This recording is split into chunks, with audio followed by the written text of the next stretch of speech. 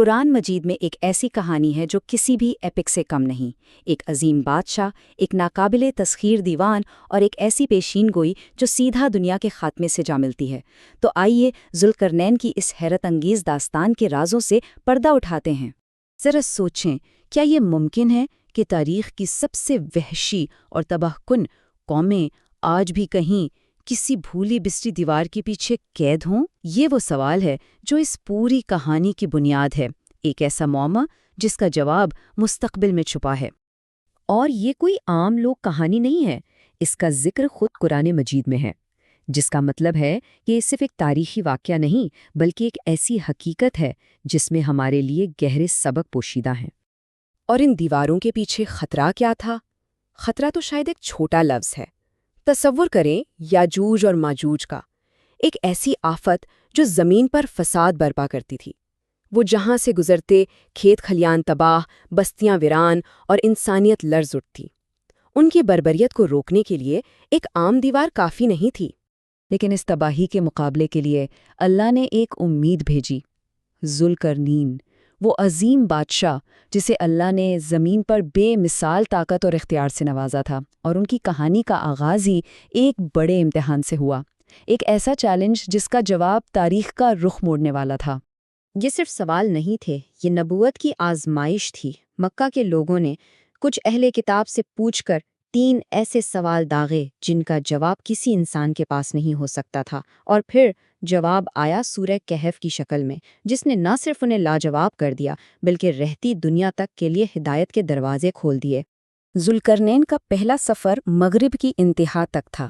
وہاں انہیں ایک قوم پر مکمل اختیار دیا گیا، سزا یا معافی، ان کا فیصلہ ان کی پوری حکمرانی کا اصول بن گیا۔ دیکھو، جو ظلم کرے گا اس سے تو سزا ملے گی، لیکن جو ایمان لائے گا اور نیک عمل کرے گا اس کے لیے بہترین اجر ہے اور ہمارے حکم میں بھی آسانی ہے۔ یہ تھا ان کے انصاف کا پیمانہ۔ پھر ہوا مشرق کا سفر، ان کی سلطنت کی وسعت کا منہ بولتا ثبوت۔ وہ ایک ایسی سرزمین پر پہنچے جہاں لوگوں کے پاس سورج کی تپش سے بچنے کے لیے کوئی چھت، کوئی سایہ تک نہ تھا۔ یہاں بھی وہ صرف ایک فاتح بن کے نہیں گئے بلکہ ایک رہنما کے طور پر گئے۔ اور پھر وہ تیسرا سب سے اہم سفر شروع ہوا۔ 2 بلند و بالا پہاڑوں کے بیچ ایک ایسی قوم آباد تھی جن کی زبان بھی سمجھنا مشکل تھا، لیکن ان کی آنکھوں میں چھپا خوف سب کچھ بیان کر رہا تھا۔ وہ کسی بڑی مصیبت میں تھے اور مدد کے لیے پکار رہے تھے۔ اور بس یہیں سے کہانی اس موڑ پر آتی ہے جہاں تاریخ کا ایک عظیم انجینئرنگ شاہکار تخلیق ہونے والا تھا، ایک ایسی دیوار جو فساد اور تباہی کو ہمیشہ کے لیے قید کرنے والی تھی۔ ان لوگوں کی فریاد میں صدیوں کا درد تھا۔ انہوں نے کہا، یاجوج اور ماجوج نے ہماری زمین پر تباہی مچا رکھی ہے، کیا آپ ہماری مدد کر سکتے ہیں؟ کیا آپ ہمارے اور اس آفت کے درمیان ایک دیوار کھڑی کر سکتے ہیں؟ ہم آپ کو اس کا معاوضہ دیں گے۔ یہ ایک ایسی التجا تھی جسے نظر انداز نہیں کیا جا سکتا تھا۔ اس موقع پر ذوالقرنین کا اصل کردار سامنے آیا۔ انہوں نے دولت کی پیشکش کو فوراً ٹھکرا دیا، کہا، جو میرے رب نے مجھے طاقت اور اختیار دیا ہے وہ تمہاری دولت سے کہیں بہتر ہے۔ مجھے تمہارا مال نہیں، تمہاری محنت اور ہمت چاہیے۔ یہ ہوتی ہے ایک سچے لیڈر کی نشانی۔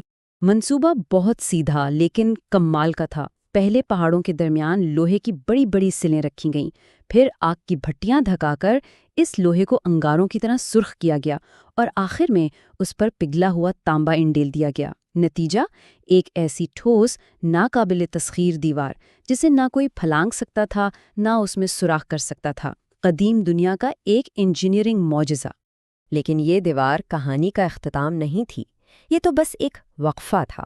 ذوالقرنین خود جانتے تھے کہ یہ رکاوٹ ہمیشہ قائم نہیں رہے گی، اور یہیں سے کہانی ایک بڑی پیشین گوئی کی طرف مڑتی ہے۔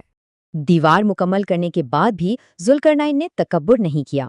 انہوں نے آسمان کی طرف دیکھ کر کہا، یہ میرے رب کی رحمت ہے، لیکن جب میرے رب کے وعدے کا وقت آئے گا تو وہ اسے ریزہ ریزہ کر دے گا، اور میرے رب کا وعدہ سچا ہو کر رہے گا۔ وہ جانتے تھے کہ اصل اور ہمیشہ رہنے والی طاقت صرف اللہ کی ہے۔ اور اس دیوار کے پیچھے ایک نہ ختم ہونے والی جدوجہد آج بھی جاری ہے۔ حدیث میں آتا ہے کہ یاجوج و ماجوج ہر روز اس دیوار کو کھودتے ہیں، توڑنے کی کوشش کرتے ہیں۔ شام تک وہ اسے تقریباً توڑ چکے ہوتے ہیں، لیکن پھر تھک کر کہتے ہیں چلو باقی کام کل کریں گے، اور اگلی صبح اللہ کے حکم سے وہ دیوار پہلے سے بھی زیادہ مضبوط ہو چکی ہوتی ہے۔ یہ سلسلہ یوں ہی چلتا رہے گا جب تک اللہ کا حکم نہ آ جائے۔ پھر ایک دن ان کا سردار کہے گا انشاءاللہ کل ہم اسے ضرور توڑ دیں گے۔ صرف یہ ایک لفظ انشاءاللہ سب کچھ بدل دے گا۔ اگلے دن دیوار گر جائے گی اور دنیا پر قیامت کی ایک بڑی نشانی ظاہر ہو جائے گی۔ جب ہر طرف تباہی ہوگی، انسانیت بے بس ہو جائے گی اور حضرت عیسیٰ علیہ السلام اپنے ساتھیوں کے ساتھ اللہ سے دعا کریں گے، تب آسمان سے مدد آئے گی۔ اللہ ایک خاص قسم کی بیماری بھیجے گا جو یاجوج و ماجوج کی گردنوں پر حملہ کرے گی، اور صرف ایک رات میں وہ اربوں کی تعداد میں پوری کی پوری قوم ایک ساتھ ختم ہو جائے گی۔ یہ اللہ کی طاقت کا حتمی مظاہرہ ہوگا۔ تو اس پوری عظیم داستان سے ہمیں کیا سیکھنا ہے؟ یہ صرف ماضی کا قصہ یا مستقبل کی خبر نہیں ہے، یہ آج ہمارے لیے ایک آئینہ ہے۔ ذوالقرنین کی میراث تلوار اور تاج کی نہیں، بلکہ انصاف اور ذمہ داری کی ہے۔ یہ کہانی ہمیں یاد دلاتی ہے کہ اصل طاقت اختیار میں نہیں بلکہ اس کے صحیح استعمال میں ہے، اور یہ کہ دنیا کی ہر مضبوط سے مضبوط دیوار بالآخر گر جائے گی، لیکن اللہ کا وعدہ ہمیشہ قائم رہے گا۔ آخر میں یہ کہانی ہم سے ایک سوال پوچھتی ہے۔ ہم سب اپنی زندگیوں میں دیواریں بناتے ہیں، کبھی خوف کی، کبھی تکبر کی، کبھی غفلت کی۔ سوچنے کی بات یہ ہے کہ ہماری بنائی ہوئی دیواریں ہمیں کس چیز سے بچا رہی ہیں، اور جب اللہ کا وعدہ آئے گا تو کیا یہ دیواریں ہمیں بچا پائیں گی؟